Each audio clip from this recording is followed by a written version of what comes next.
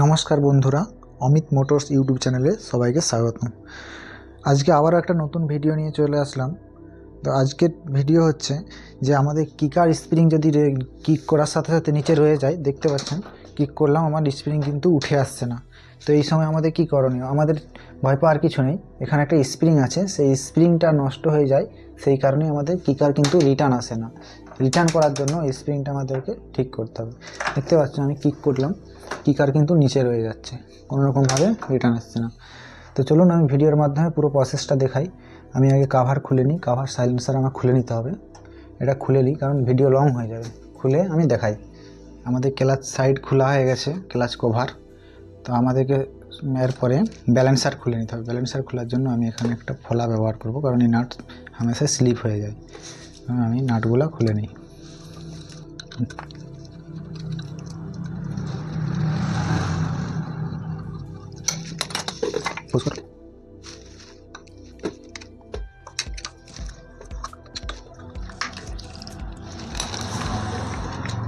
এরপর আমাদের এই পুলারের সাহায্যে এই নাটটা খুলে নিতে হবে। ব্যালেন্সারের নাট আমাদের বাঁ সাইডে খুলে, অনেক ভাইরা কাজ শিখে তারা কনফিউজ হয়ে যায় যে নাট কোন নাটটা কোন দিয়ে খুলে। তো কোনো ভয়ের কারণে এটা লেফট সাইডেই খুলবে আর রাইট সাইডে টাইট হবে। লেফট সাইডে খুলবে, এখানে একটা ওয়াশার থাকবে, ওবেল ওয়াশার। ওবেল যেটা উঁচু দিক থাকবে সেটা বাই পাশে থাকবে, চারটা দিকে সেদিকে থাকবে। ব্যালেন্সার খুলে নিলাম। এরপর আমাদেরকে যে মোবিল প্লেট চেম্বারটা আছে, চেম্বারটা খুলে নিতে হবে। এখানে 10 নম্বর নাট আছে, 10 নম্বর নাট দুটো খুললে আমাদের এটা ওপেন হয়ে যাবে।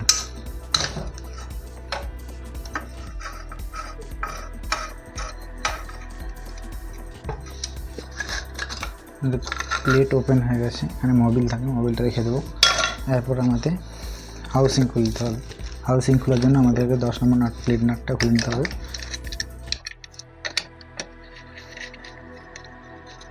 আমাদেরকে এটা খোলার সময় একটু সাবধানে খুলতে হবে। দুটো নাট আমি আগে খুলে নিলাম, এরপরে এই দুটো নাটকে একটু আস্তে আস্তে খুলতে হবে, নাহলে অনেক সময় কী হয়, এটা টাল হয়ে যাওয়ার কারণে প্লেটটা ভেঙে যায়। অ্যালুমিনিয়ামের সূক্ষ্ম প্লেট আছে এটা খোলার সময় একটু দেখে খুলতে হবে।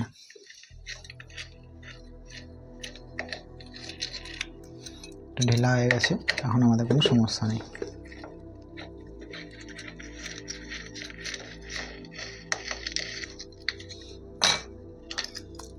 এখানে আমার এটা খুলে নিয়েছি, এখানে 4টা স্প্রিং থাকে, স্প্রিং 4টা আমাকে খুলে নিতে হবে। এটা খোলার জন্য আমাদেরকে এরকম একটা হ্যান্ডেল দরকার, এটা হাউসিংটাকে চেপে রাখবে, ঘুরতে এটা ধরতে সাহায্য করবে।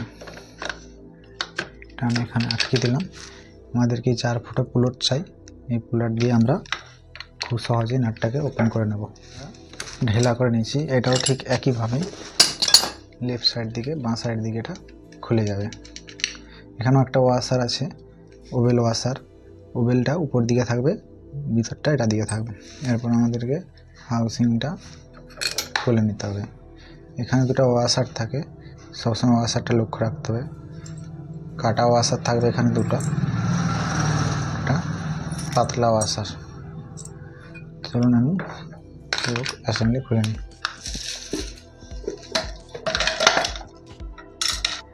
আমাদের সব কিছু ব্যালেন্সার হাউসিং ওপেন হয়ে গেছে। এরপর আমাদেরকে স্প্রিংটা, যেটা মেন উদ্দেশ্য ছিল আমাদের স্প্রিং চেঞ্জ, তো স্প্রিং দেখতে পাচ্ছ এখানে স্প্রিংটা কেটে গেছে, এই স্প্রিংটা আমাদের খুলতে গেলে আমাদের এখানে আগে এরকম একটা লক প্লাসের সাহায্যে এখানে লক করা আছে, লকটাকে খুলে নিতে হবে। এরকম একটা লক থাকে, লকটা ওপেন করে নিলাম।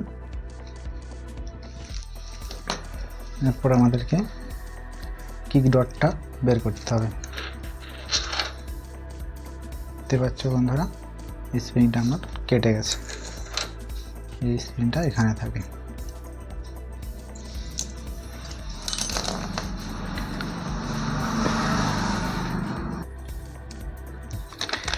আমাদের এখানে জেনুইন স্প্রিং নিয়ে নিয়েছি, এর পিন রেট আছে 32 টাকা। দেখতে পাচ্ছ 32 টাকার স্প্রিং। এটা লাগানোর জন্য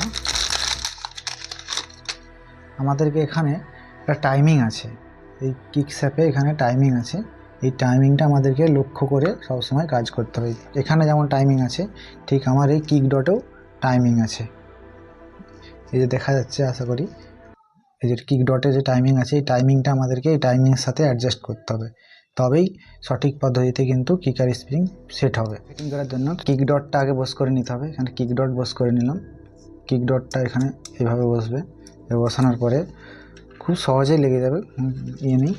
আমাদের যেখানে ডট আছে, এই ডটটার সাথে এই ডটটা ম্যাচিং করাতে হবে। তো আমি আগে এটাকে ফিটিং করে নিই।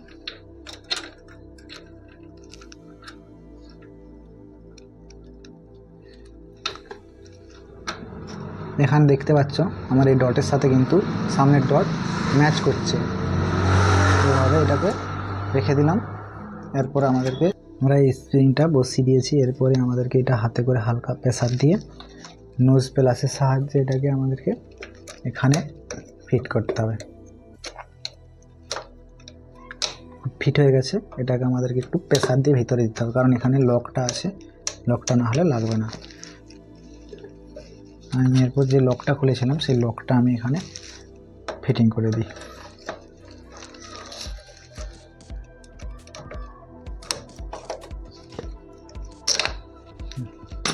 দেখতে পাচ্ছ আমার খুব ইজিভাবে কিন্তু আমার কিকার স্প্রিং ফিটিং হয়ে গেছে। চলুন একবারটা আমি দেখিয়ে দিই।